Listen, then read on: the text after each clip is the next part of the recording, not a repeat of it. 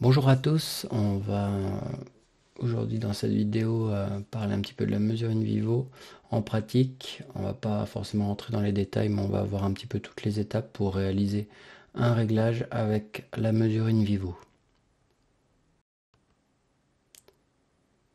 On va voir les différentes étapes de la mesure in vivo. Donc étape numéro 1, l'étalonnage des sondes pour vérifier que tout est bien calibré. L'étape numéro 2, mesurer le gain naturel de l'oreille, donc le REUG pour Real Ear Unedited Gain. Donc là c'est sans appareil. Ensuite on va mettre les appareils en plus des sondes dans les oreilles pour mesurer le REOG, donc appareil éteint pour mesurer l'effet d'occlusion. Étape numéro 4, on va choisir nos cibles, donc soit du NAL2, DSL, on verra qu'il y a d'autres critères. On mesurera ensuite les réponses de l'aide auditive, le REAR, et ensuite on réalisera les réglages pour que les réponses de l'aide auditive collent aux cibles. Donc on commence toujours par une première otoscopie, on vérifie le conduit, on regarde un petit peu la longueur du conduit, la largeur également, on va voir comment on positionne notre sonde. Donc le patient est placé face au haut-parleur, donc ici on utilise un système Aurical FreeFit de Autometrix Natus. Donc le patient est face au haut-parleur, il a ce collier un petit peu autour du cou et les sondes qui lui arrivent dans les conduits. Il y a différents systèmes qui existent pour maintenir les microphones du module de mesure in vivo proche des oreilles, donc parfois avec des petits élastiques ou des crochets. Donc la première étape pour l'étalonnage des sondes, on va placer du coup notre sonde en face du microphone de référence. Donc là on voit qu'on fixe à l'aide d'un élastique le module sur l'oreille. Et ce qu'on peut voir là ici, c'est que notre sonde arrive en face de ce petit cercle noir là que vous voyez, et du coup ça c'est le microphone de référence. Donc là on vérifie que le son qui arrive dans la sonde est égal au son du microphone de référence. Donc pour faire l'étalonnage des sondes, on va cliquer sur ce petit bouton en haut et on va ensuite envoyer un bruit rose. Je rappelle que le patient est placé à environ un peu moins d'1 mètre du haut-parleur, entre 50 cm et 1 mètre du haut-parleur. Et du coup, on envoie un bruit rose et on vérifie que notre courbe réponse est bien dans cette petite zone bleue. Dans cet exemple-là, on voit que sur l'oreille gauche, on est en dessous parce que la sonde était bouchée. Et donc du coup, ce n'était pas juste. Donc on change de sonde par exemple. Et là, on se retrouve avec une réponse qui est correcte. On voit que nos niveaux sont bien dans cette zone bleue qui nous indique que notre calibration est correcte.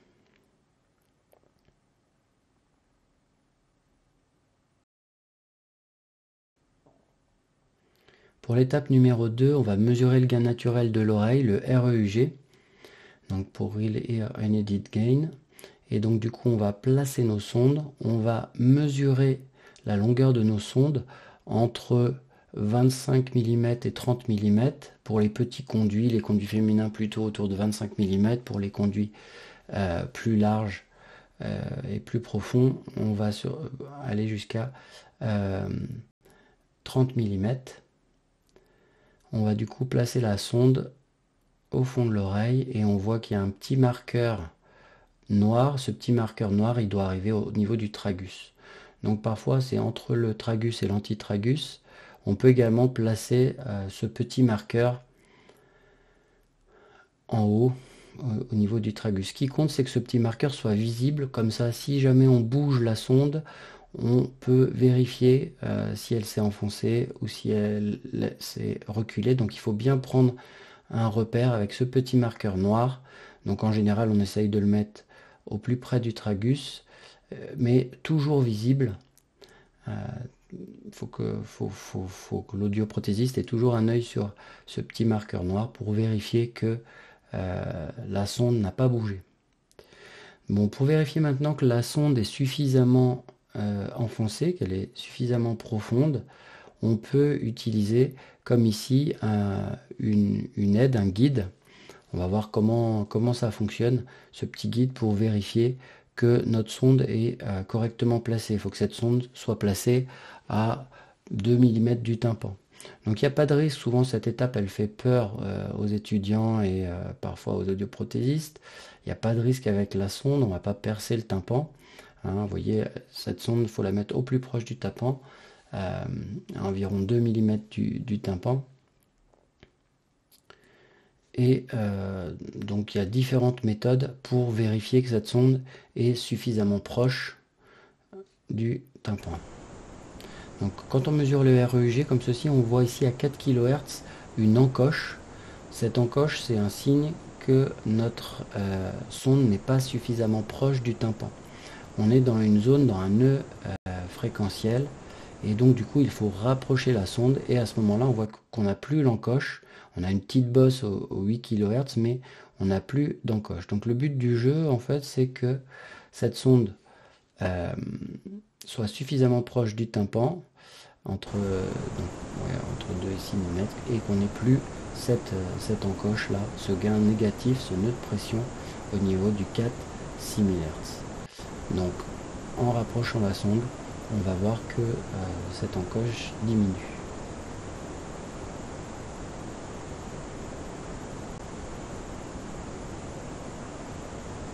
Voilà, quand on a une réponse comme ceci qui retombe proche de 0 à 6-8 MHz, ça va être une bonne position.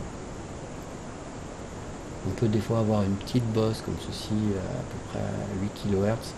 Ça ne changera pas grand chose sur l'amplification. Ce qu'il faut, c'est que les 1000 premiers Hertz aient un gain nul, c'est-à-dire pas de différence entre le microphone de référence et la mesure de la sonde, et juste les fréquences amplifiées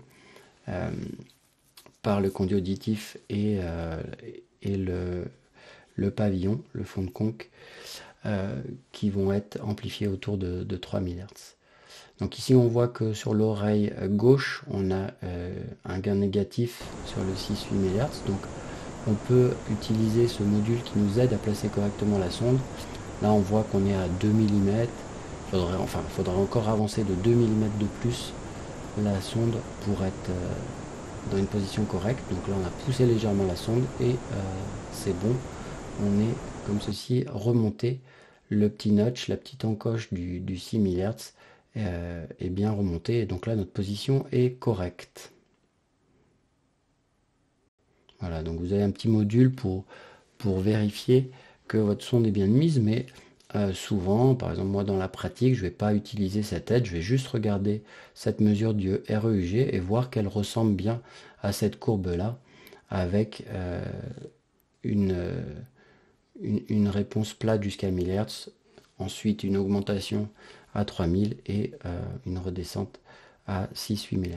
On va regarder un peu plus en détail maintenant l'assistant de placement de sonde. Donc quand vous avez placé votre sonde pour le REUG, vous allez pouvoir lancer du coup cet assistant qui va mesurer la distance par rapport au tympan. Donc là on voit qu'il manque 8 mm parce qu'on se situe plutôt à entre 15 et 20 mm du tympan. Donc il faut pousser la sonde jusqu'à ce que ça soit correct. Voilà, et qu'on obtienne ce REUG. On va regarder maintenant le REUG pour Relay Occluded Gain. Donc ici on a mis les appareils auditifs en plus de la sonde. Et ce qu'on voit ici, c'est qu'on a un embout qui bouche légèrement le conduit auditif. Donc un embout plutôt ouvert. Dans cet autre exemple, on a mis un embout pour le coup plutôt fermé. On voit qu'on n'a plus le gain naturel de l'oreille. Hein, la courbe rose donc, nous montre l'effet d'occlusion. Donc c'est utile ce REOG pour montrer l'effet d'occlusion et se rendre compte si est-ce qu'on a un embout qui est vraiment ouvert, un embout qui est vraiment fermé. Parce que quand on met des dômes standards, on peut parfois mettre un dôme ouvert mais qui va pas être si ouvert que ça parce que le conduit est très petit, ou à l'inverse on a mis un dôme fermé mais comme le conduit est très large, finalement il y a de l'air qui passe et on n'a pas du tout quelque chose qui ressemble à un appareillage fermé. Donc ça nous permet après, quand on va saisir les critères pour définir nos cibles et dire si on a un appareillage qui est ouvert ou fermé, ça nous permettra de dire ce qui est réellement mesuré et d'avoir quelque chose de plus précis. On voit maintenant les différents critères pour les cibles.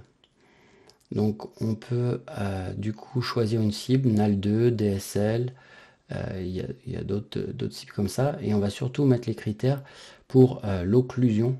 Est-ce qu'on a un appareillage fermé? Est-ce qu'on a un appareillage ouvert? Est-ce qu'on a un évent de 1 mm, 2 mm, 3 mm? Est-ce qu'on a un appareil BTE-RIC? Est-ce qu'on a un intra?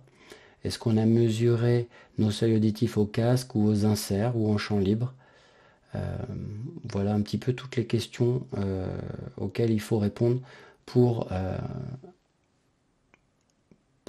déterminer précisément nos cibles. Est-ce que le patient est expérimenté ou nouveau?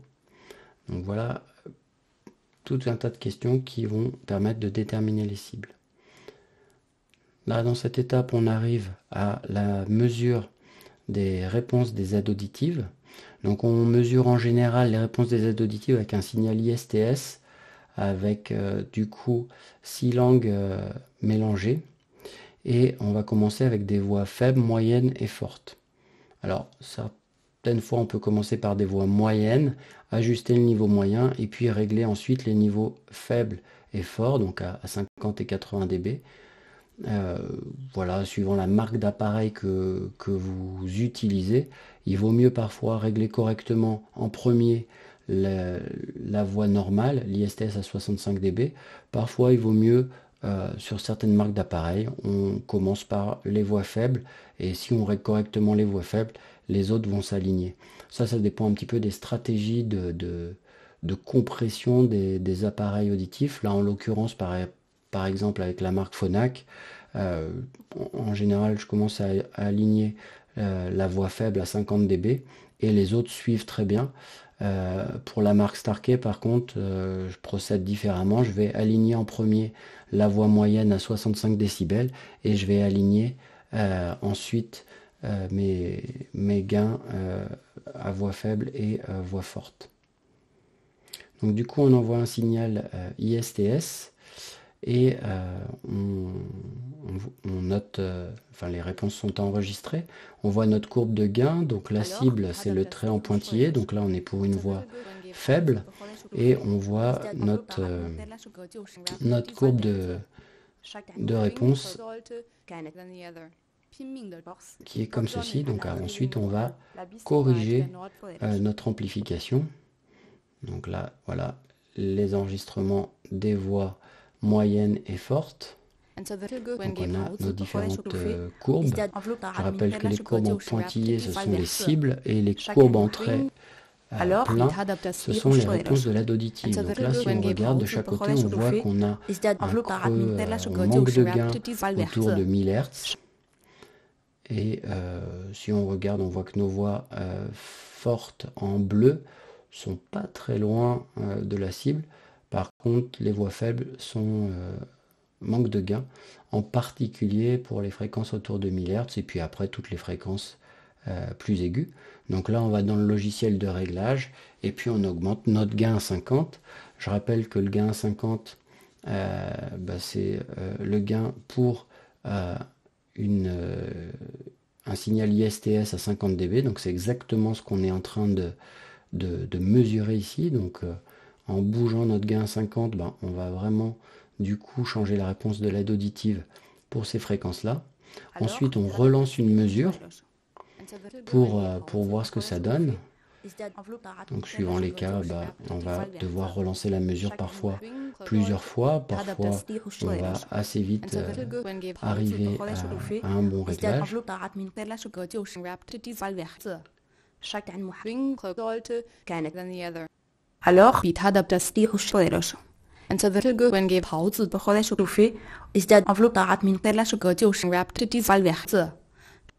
voilà, là on voit notre cible du gain à 50.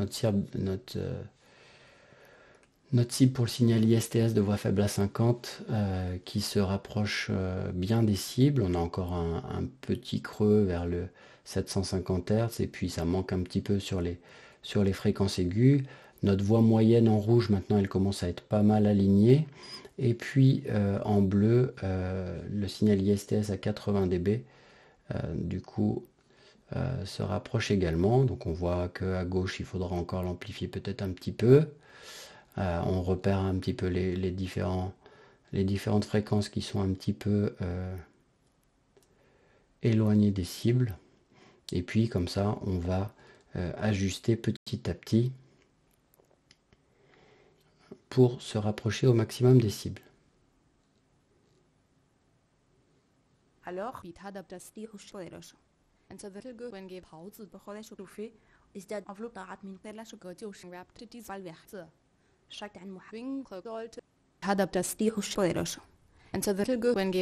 بخوله شوفي إزداد أفلو طاعت من قلة شجوش رابتتي فالوحدة شكت عن محوين قلت كانت than the other alors بيت هذا بتسليح الشويرش أنت ذلك وين جيب هاوز بخوله شوفي إزداد أفلو طاعت من قلة شجوش رابتتي فالوحدة شكت عن محوين قلت كانت than the other 拼命的 box. Alors on essaye de se rapprocher au maximum des cibles. C'est inutile de vouloir régler et d'être aligné à 1 ou 2 dB près. Je rappelle que les seuils auditifs qu'on a voulu mesurer avec le casque ou avec les inserts, on les a mesurés à 5 dB près. Donc à un moment, on a un petit peu la limite des seuils auditifs. Alors,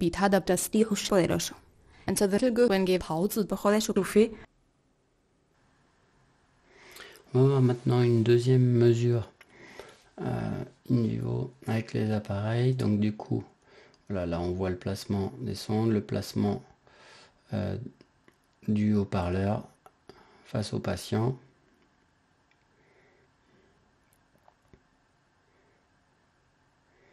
On ouvre le module et on va faire les mesures.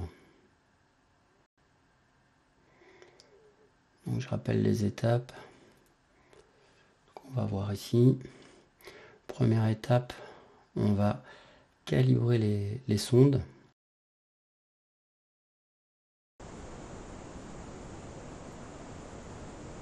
Voilà, ici il y avait une petite fréquence du côté gauche, on voit qu'elle est en dessous de la zone bleue. Donc il faut le refaire, c'est qu'on n'a peut-être pas bien positionné notre sonde. On le refait, c'est tout bon. Si la sonde n'est pas vraiment en face du microphone de référence, notre calibration n'est pas bonne. Ou s'il y a des fois quelqu'un qui est positionné entre le patient et le haut-parleur, il peut y avoir des choses qui gênent un petit peu. Donc deuxième étape maintenant, là on place les sondes dans le conduit auditif et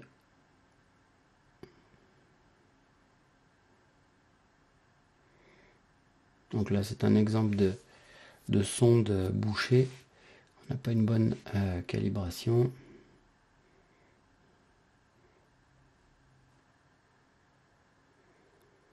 Donc on va mesurer les réponses sans aide auditive, le REUR. Donc là on voit qu'on a de belles courbes. On a une petite encoche un peu négative sur l'oreille gauche. Donc on peut utiliser l'assistant si on veut, ou sinon il suffit d'enfoncer de quelques millimètres de plus. Là quand on mesure, on voit qu'on est un petit peu loin, il faut enfoncer un tout petit peu plus. Et là notre positionnement de sonde est correct. D'accord, il faut qu'on soit entre 2 et 6 mm par rapport au tympan.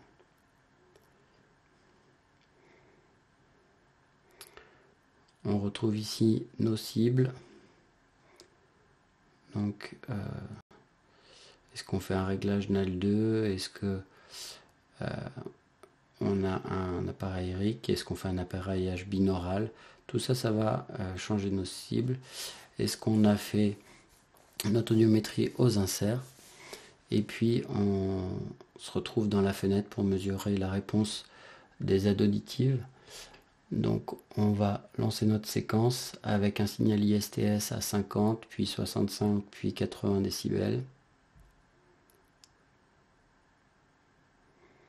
Donc là, les appareils sont allumés et tout est prêt pour faire le réglage. On voit qu'on manque d'amplification, en particulier sur les fréquences inférieures à 1000 Hz des deux côtés. On manque un petit peu d'amplification sur les aigus également. On va déjà s'occuper des fréquences graves. Et puis sur les aigus, on verra un petit peu ce que ça donne. On est un petit peu limité ici au niveau de l'anti-Larsen. Donc faudrait, si on veut récupérer complètement les aigus, mettre des embouts un petit peu plus obturants pour aller récupérer les fréquences supérieures à 3000 Hz si on n'est pas assez fort.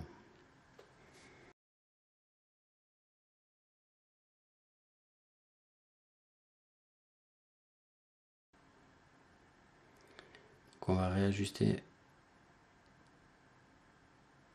notre gain et mettre plus de gain sur les fréquences inférieures à 1000 Hz.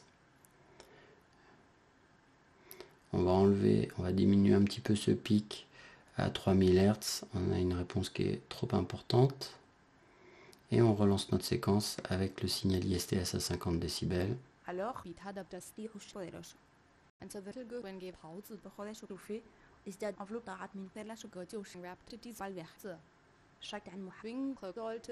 on voit qu'on se rapproche des cibles. Alors, pour aller vite, voilà, dès le début du signal ISTS, on peut commencer à régler, ajuster. Bon, si on modifie, à chaque fois qu'on modifie les réglages, bien sûr, il faudra refaire une vérification derrière en lançant toute la séquence pour voir que tout est bien aligné. Bon, en règle générale, faire la mesure vidéo, c'est assez rapide, on va mettre moins de 10 minutes, on va mettre entre 5 et 10 minutes suivant que le réglage est compliqué ou pas, si on est très loin des cibles. Mais ça permet comme ça de vérifier qu'on a la bonne amplification. Hein, si on vérifie le réglage des appareils auditifs uniquement en faisant un gain prothétique, une mesure du gain prothétique tonal, bon, on a juste les seuils à faible intensité. On ne sait pas ce qui se passe pour des voix moyennes, des voix fortes, alors que ici on peut vraiment régler précisément nos paramètres et régler notre compression. Bon, ça reste des cibles théoriques, peut-être que notre patient voudra un réglage un petit peu plus doux ou au contraire un réglage un petit peu plus fort pour une meilleure compréhension. Voilà, mais ça on ajustera après en fonction du ressenti du patient et en fonction aussi de ses habitudes.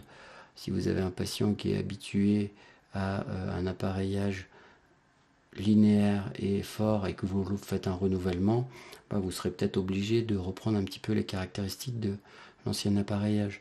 Si vous avez quelqu'un qui vient pour un premier appareillage, vous allez certainement au départ baisser votre réglage pour être plutôt à 70% des cibles, parce que la personne va avoir du mal à supporter une amplification à 100%.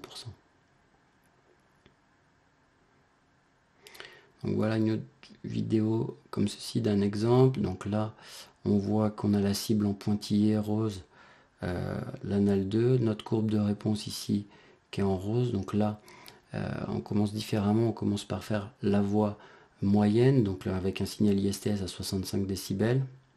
On voit qu'on a un pic de l'aide auditive entre 2 et 3000 Hz, il va falloir le baisser. Et on voit également que ça manque d'amplification autour de 1000 Hz.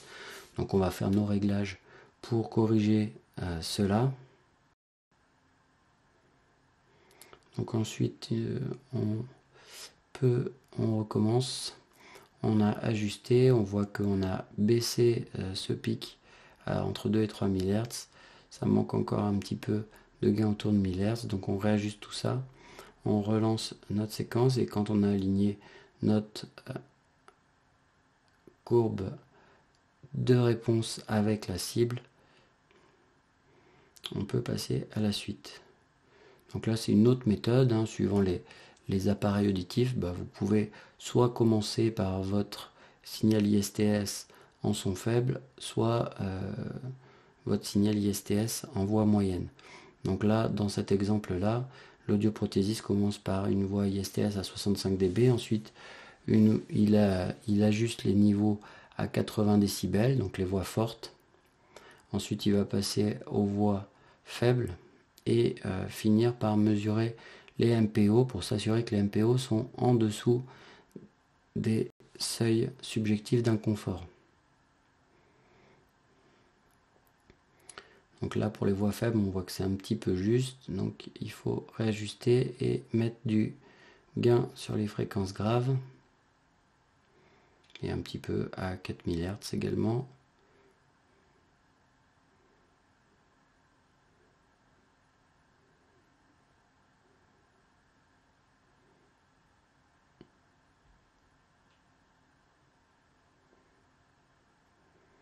Alors maintenant, pour les MPO, on avait mesuré ici les UCL, les seuils d'inconfort, donc il faut que nos MPO soient en dessous de ces UCL.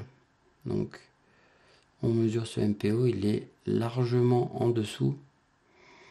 Donc là, ça sera confortable pour le patient. On peut augmenter les MPO si besoin, mais c'est pas toujours nécessaire. Il faut regarder à peu près à quel niveau ils sont par rapport